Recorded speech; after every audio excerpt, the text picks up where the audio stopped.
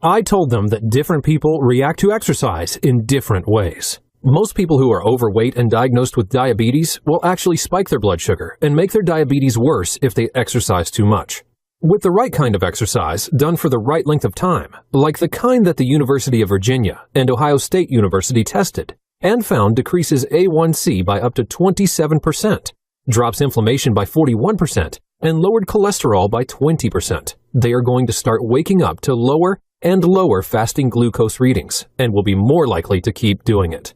Reason number 2, they ate a lot more carbs. Yeah, I know, when you're diabetic, carbs are the enemy. At least that's what they want you to believe. Well, that is false. Some carbs are bad, but other kinds of carbs are not only good for diabetics, they can actually help reverse it. Like the smart carbs that shocked researchers at Duke University when they reduced and completely eliminated the need for diabetic medications.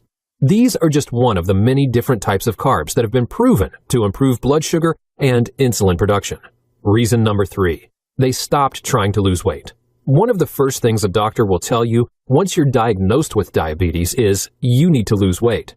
One of the biggest myths alive is that obesity, or excess weight, is the primary cause of type 2 diabetes. In a landmark study at UCLA, researchers were shocked to find that patients reversed their type 2 diabetes without losing a significant amount of weight. Many of them were even clinically obese when they reversed their diabetes. Reason number 4, they stopped treating their diabetes as a genetic or hereditary condition. Sure, their parents had it, and their uncles and aunts have it, and maybe their poodle has it. But diabetes is not, I repeat, not hereditary. Japan has long been a shining example of optimum health, low rates of obesity, cardiovascular disease, and virtually non-existent incidence of diabetes. Yet, a study at University of Washington revealed that Japanese who immigrated to the U.S. saw their rates of type 2 diabetes go up by a staggering 400%. Yet by focusing on the true cause of their diabetes, which I'll reveal, anyone from any race can manage or reverse their diabetes. Reason 5, they focused all their efforts at attacking the true source of diabetes. Diabetes is now a global epidemic, and there are no signs of slowing down. If you already have been diagnosed with diabetes, you are already feeling the threat of it getting worse, or worried about diabetes cousins, heart disease, blindness, diabetic neuropathy, amputation, and impotence.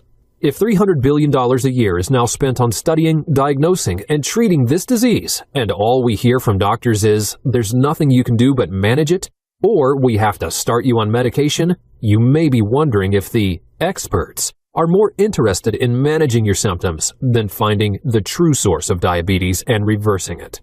I think you couldn't be more correct. You see, the truth is that your body already has the natural ability to normalize your blood sugar and regulate your insulin. In fact, your body is trying to do it every minute of the day. It's even trying to do it right now.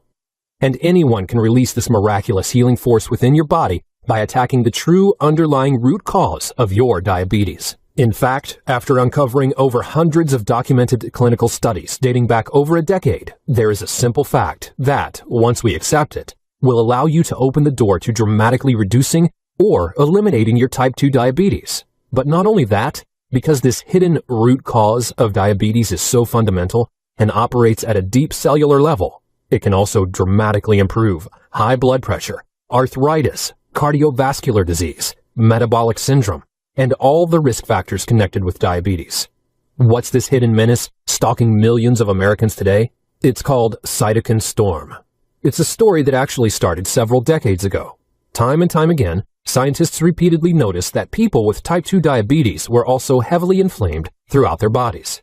After studying the blood samples of thousands of diabetics, they saw that diabetic sufferers were inflamed because their body fluids were rife with inflammatory chemicals.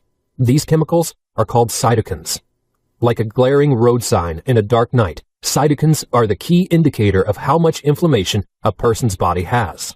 That's because their main role within your body is to trigger inflammation. The more cytokines they can find in you, the more inflammation you're experiencing, whether you realize it's happening or whether you don't. Now, you're probably wondering, what does this have to do with my diabetes?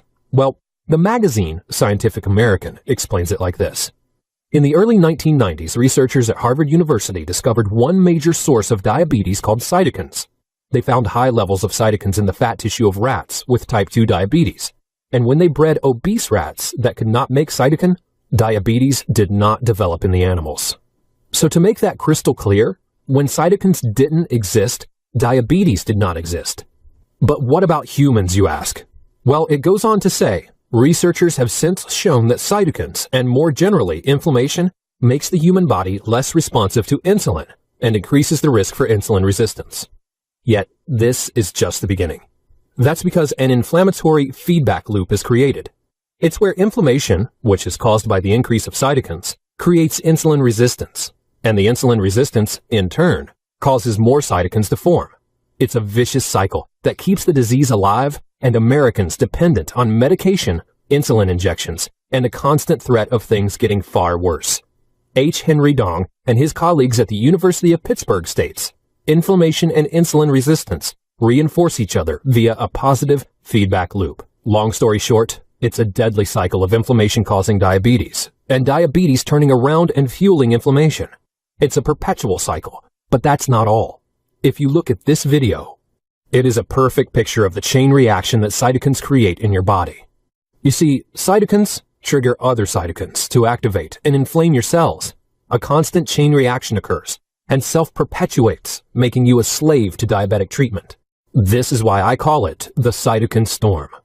And when you have cytokines creating inflammation which causes insulin resistance, and insulin resistance causes more cytokines to form, and when they act like ping pong balls in that little video above, is it any wonder that it's the greatest threat to our lives today, where those who have this plague have up to 400% greater chance of heart attack or stroke, where heart disease and stroke cause about 65% of deaths among people with diabetes, where 84,000 people have diabetes-related leg and foot amputations each year, where 38,000 people with diabetes develop kidney failure each year, where each year 12,000 to 24,000 people become blind because of diabetic eye disease, including diabetic retinopathy, where 70% of adult males with diabetes currently suffer or will experience sexual impotence. As you now know, when you